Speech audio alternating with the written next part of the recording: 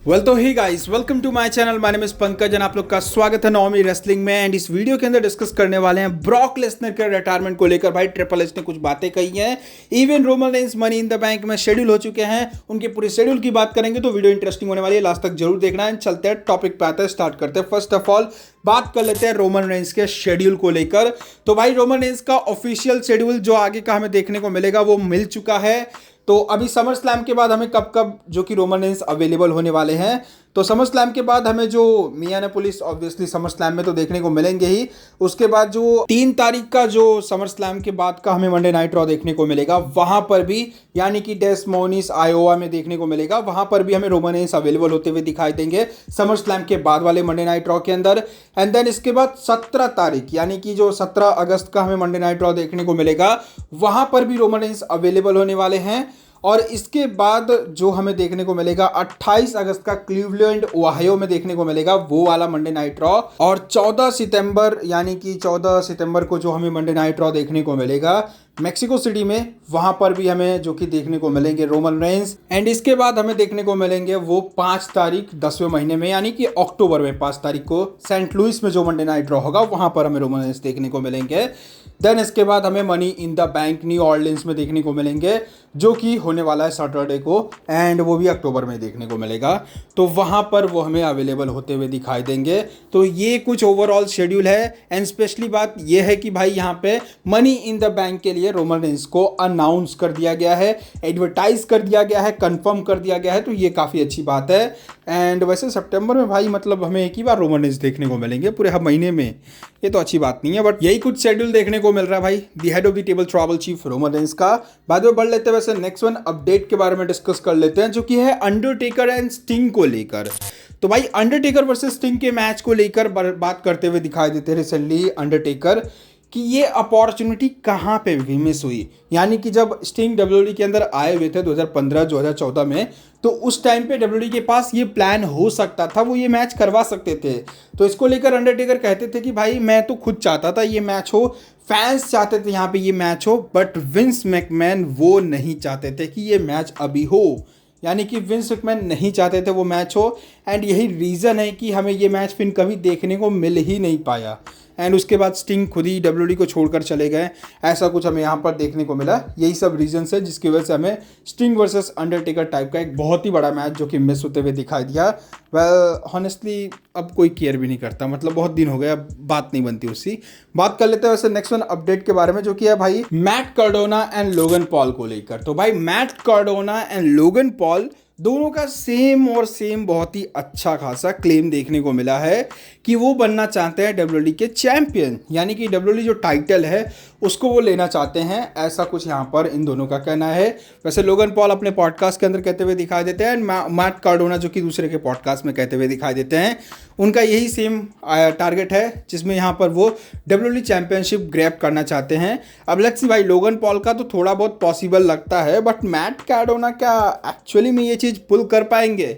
वैसे मुश्किल तो बहुत लगता है, क्योंकि मैट कार्डोना को as a main event superstar main event calibre में देख पाना वापस से बहुत ज़्यादा इम्पॉसिबल लगता है। हॉनेस्टली अगर कहूँ तो बहुत ज़्यादा इम्पॉसिबल लगता है।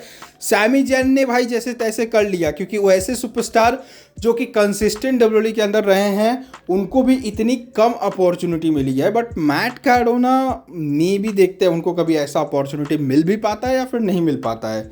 बाद में बढ़ लेते हैं, वैसे नेक्स्ट वन अपडेट के बारे में डिस्कस कर लेते हैं जो कि है भाई Roman Reigns and Seth freaking Rollins को लेकर एंड द शील्ड को लेकर। तो स्पेशली द शील्ड को ही लेकर यहाँ पर ट्रिपल एच अपने रिसेंट के इंटरव्यू के अंदर डिस्कस करते हुए दिखाई देते हैं।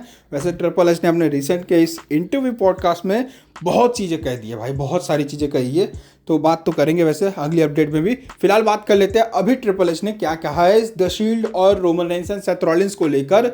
तो भाई रोमन रेंस वैसे सेथ रॉलिंस में एंड डीन एम्ब्रोज ऑलरेडी उनका नाम नहीं लेते हैं, बट ऑब्वियसली हम सभी जानते हैं। तो इनमें से लीडर कौन है इस चीज़ को लेकर हमेशा डिबेट छिड़ी रहती है, और ये जो डिबेट है वो अब एंड होने वाला है समर स्लैम में जब रोमन एंड सेथ रॉलिंस का आमना सामना मैच होगा। एंड इसके बाद हम क्लियर कह सकते हैं कि यहाँ पे हमें कौन लीडर देखने को मिलता था द शील्ड का, ऐसा कुछ यहाँ पर ट्रिपल एच का मानना है।